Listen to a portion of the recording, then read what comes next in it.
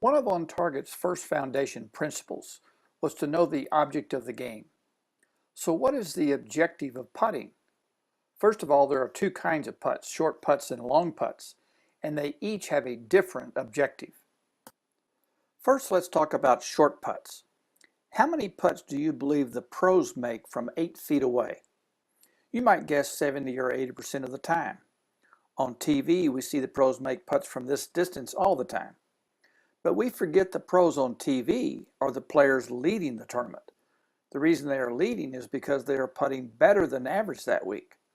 We didn't see the putts from players who didn't make the cut.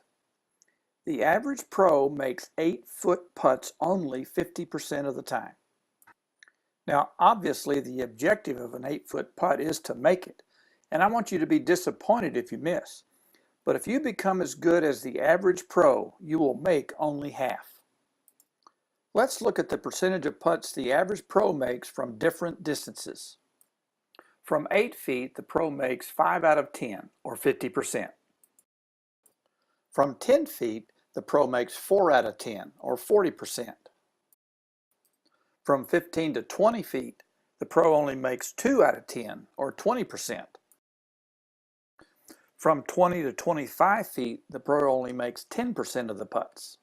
And for putts further than 25 feet, the pros make less than 5% of the putts.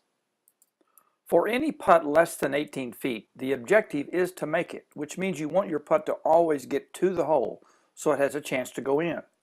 Now, you also don't want the putt to go racing past the hole 3 or 4 feet either, increasing your chance of missing the next putt.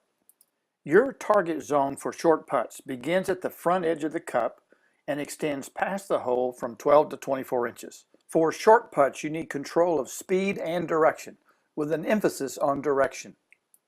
Now let's look at long putts. Putts longer than 20 feet have a different objective than short putts.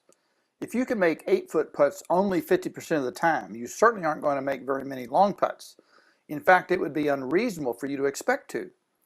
Remember, the pros make less than 10% of the putts from further than 25 feet. I want all your goals and objectives to be reasonable and achievable. The object of a long putt isn't to make it, but to not 3-putt. There is an old cliche in golf, never up, never in.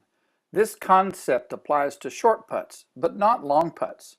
If you are 30 feet away, your objective is to 2-putt. If your ball stops 1 foot short, you hit a good putt. Too many players determined not to leave a putt short hit it 6 feet past the hole. Now they're likely to 3-putt. For long putts, your target should be anywhere inside a 3-foot circle around the hole.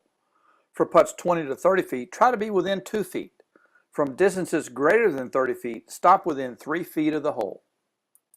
From all distances, the average pro will stop their first putt less than 3 feet from the hole more than 90% of the time.